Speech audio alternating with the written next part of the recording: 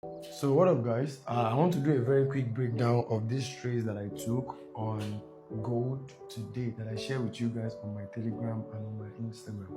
So looking at this simple setup, it might look complex to you, but trust me, it is very, very simple. So I'll be using the concept of structure, liquidity, and what? Session.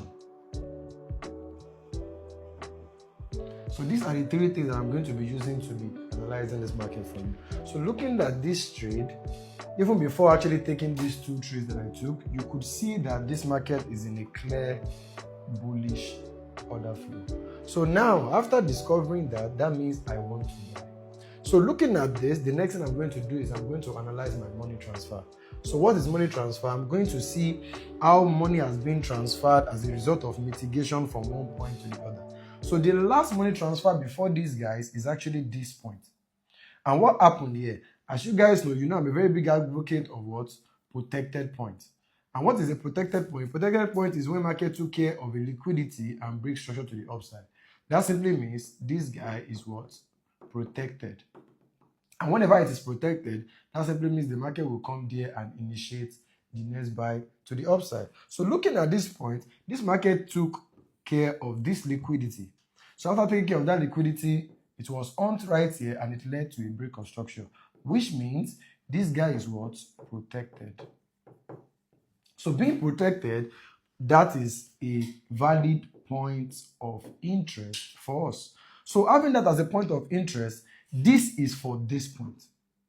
But there's something I used to tell you guys: react, don't predict. This was my initial point of interest, but you will actually be worried and be saying, okay, how did I get to buy this one? So how I got to buy this is the use of breaker block that created this other block. What do I mean by that?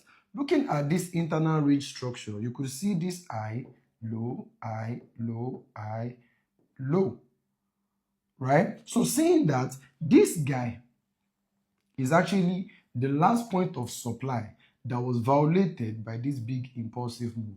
So that simply implies that this is your what? Breaker block.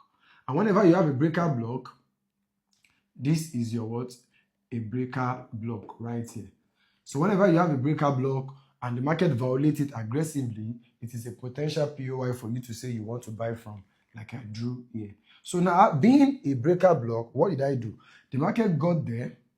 Then you can see we have a high, low, high, low, high, and a low. So after that, internally, the market broke an internal structure right here. So I waited for a pullback inside this range and I took the buy.